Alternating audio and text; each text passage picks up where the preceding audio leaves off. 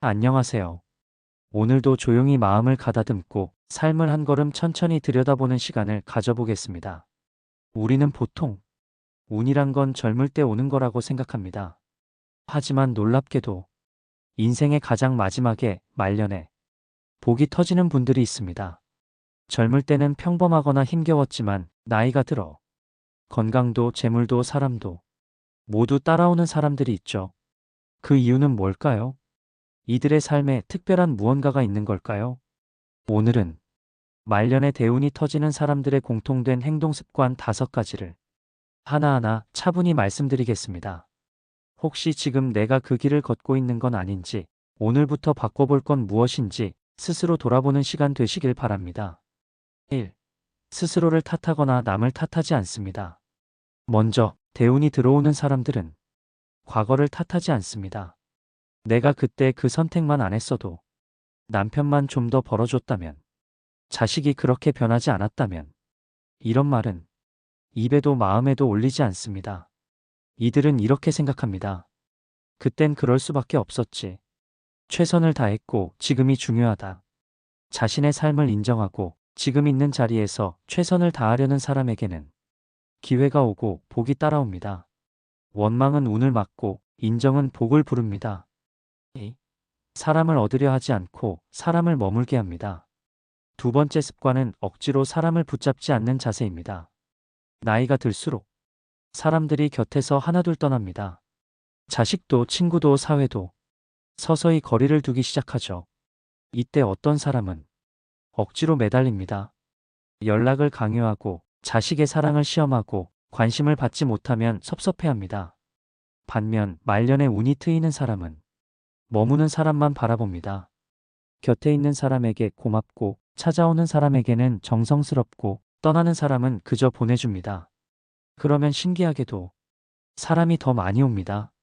얽매이지 않는 여유가 사람을 끌어들이는 힘이 됩니다. 3. 작은 루틴을 소중히 여깁니다. 말년에 운이 좋아지는 분들의 특징 중 하나는 작은 일상의 루틴을 아주 귀하게 여긴다는 점입니다. 매일 같은 시간에 일어나고 아침 햇살을 맞으며 마시는 따뜻한 차 한 잔, 동네 한 바퀴 걷는 산책, 손글씨로 쓰는 일기, 매주 보는 시장 아주머니와의 인사. 이런 사소해 보이는 것들이 그 사람의 삶을 빛나게 합니다. 복이라는 건 어느 날 갑자기 굴러오는 것이 아니라 지금 내가 하고 있는 작은 행동에 깃들어 옵니다. 내 몸과 마음이 매일 같은 시간에 안정된 흐름으로 살아가면 그 평안함 속에 행운이 머물게 되는 것이죠. 4. 남보다 자신을 먼저 위로합니다. 대운이 터지는 사람은 자신에게 무섭지 않습니다. 자신에게 죄를 묻지 않습니다. 자신을 괴롭히지 않습니다. 어릴 적부터 우리는 남을 먼저 배려하라고 배웠습니다. 하지만 말년에 복을 얻는 분들은 이제는 자신을 먼저 돌봐야 한다는 것을 압니다.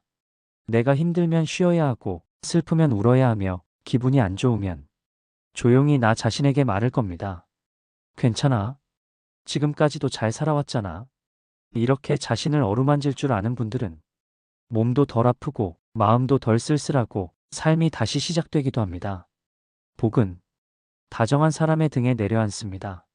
그리고 그 다정함은 먼저 자신에게 시작되어야 합니다. 5. 남은 삶을 설계하려는 자세가 있습니다.